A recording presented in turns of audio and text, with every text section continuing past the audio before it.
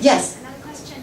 First of all, I have to say that I really admire your attitude and how you deal with your work. Thank you. One thing I want to know more is about when you, especially when you say that you go back and to be a full-time mom for a long time, and then I just want to know how you can adjust yourself to get into the job again. Because as you say, your idol is like Larry King, and you know most of the time the host of the television show or the radio show, they never stop working.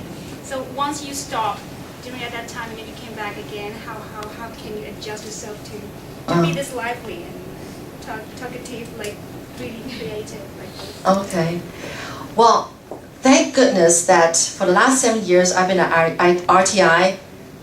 It's been a continuous 7 years, so I have never stopped and then gone home. But you know, being a full-time mom was before RTI. So, but you're right. You know, at the time when I actually decided to go home and take care of my first child, I was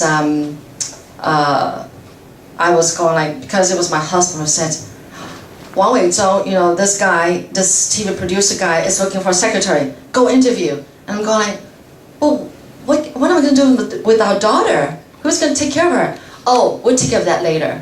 You know, I always said that myself. So I'm a very mother kind of person. I said, first thing I think of is, what about the child?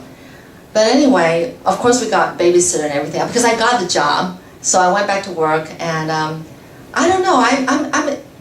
I think my past, and this I have to thank my dad, as well as a lot of other things I have to thank my dad. It's because of his job that we've lived in Hong Kong, Japan, and the States. Well, the States I went by myself. You learn to adjust to different cultures. So people ask me if you've gone through culture shock.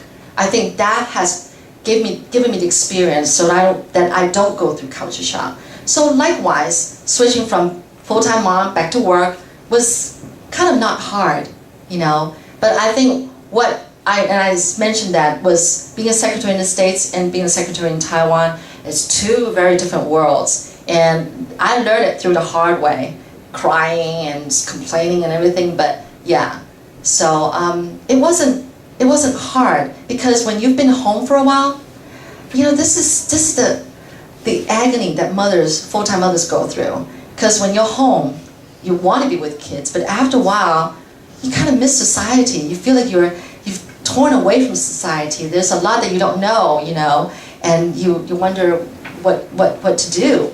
And so, can you turn on the light? It's a little dark. Ugh. For the camera, sorry. It wasn't hard because when you're home, you kind of miss the side, you know, being at work. And then when you're at work, now, no, I don't miss being home because my kids are all grown up. They're on their own, so.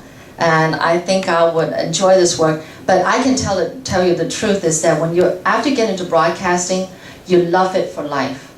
Because I've tried to go back to being an office lady because, to be honest with you, broadcasting, the pay is average, you know? And so when I wanted to go back to office lady work, I realized that, again, I feel a gap.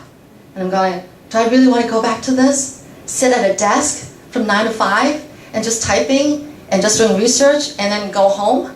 Do I really want to do this? I started struggling. So I think, honestly, after you get into broadcasting, you love it for life. You just don't want to leave it because it's more fun than any other jobs that you know. Yeah.